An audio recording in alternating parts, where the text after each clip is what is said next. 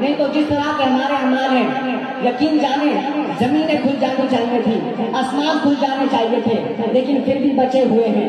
फिर भी जन्नत में जाने ख्वाहिश और तमन्ना है, तो फिर मानो ना फर्ज इसया से हमने कभी किनारा ना किया, दिल अफसुर्दा उन्होंने कभी हमारा ना किया।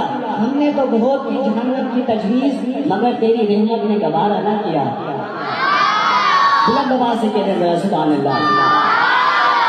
सुनो हज़रत, मैं आपको बताऊं, जब नबी की इज्जत की बात आती है, आजकल तो लोगों को पता ही नहीं कि नबी का मामला कितना हसास है। हजरत यूसुफ अल्लाह के नबी, आपके भाइयों ने आपको गुलाम करके बेचा ताजिरों के हाथ, फिर ताजिरों ने अजीज मिस्र को बेचा। जब अजीज मिस्र ने हजरत यूसुफ अलैहिस्सलाम को खरीदा ना, तो मिस्र के अंदर लोगों ने गलत फहमी के तौर पर हजरत यूसुफ अलैहिस्सलाम को गुलाम कर दिया।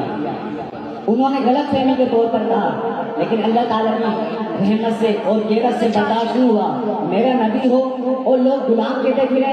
अल्लाह ताला ने 7 साल मिस्र वालों को कहत के अंदर मुब्तला कर दिया, और वो यूसुफ जिसको सब गुलाम कहते थे, अल्लाह ताला ने उसी यूसुफ को मिस्र का बादशाह बना दिया। पहला साल आया, हजरत यूसुफ अलैहिस्सलाम ने फरमाया, घबराने की कोई जरूरत नहीं है तुमको, मैं तुम्हें गंदम का जखीरा दूंगा, तुम्हारे पास जितने दिनों दिनार हैं सब लेके आ जाओ, उसके एवज में तुम्हें गंदम दी जाएगी। लोग जनाब दिनों दिनार लेके आए, गंदम उनको दी गई। दूसरा साल आया, हजरत यूसुफ अलैहिस्सलाम ने फरमाया, हमारे पास जितना सोना चांदी है सब लेके आ जाओ, उसके बदले में तुम्हें गंदम दी जाएगी। दूसरा साल इस तरह गुजरा। तीसरा साल आया, हजरत यूसुफ अलैहिस्सलाम ने फरमाया, हमारे पास जितने हीरे जवाहरात हैं सब लेके आओ, उसके